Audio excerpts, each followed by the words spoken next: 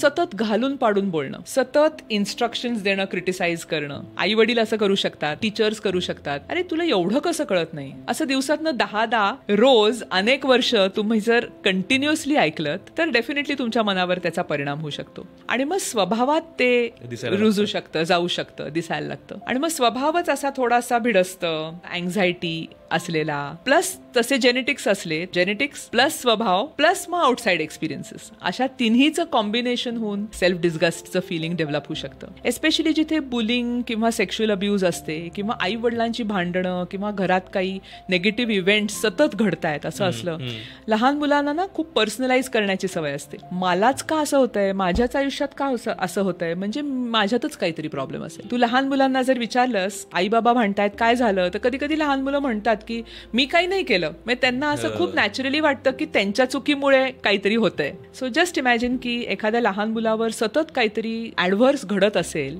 तर ते कॉम्प्लेक्स ट्रॉमाचं रूप घेऊ शकतं. आणि मग ते कॉम्प्लेक्स ट्रॉमामुळे सेल्फ डिस्गस्ट होणं खूप नॅचरल आहे.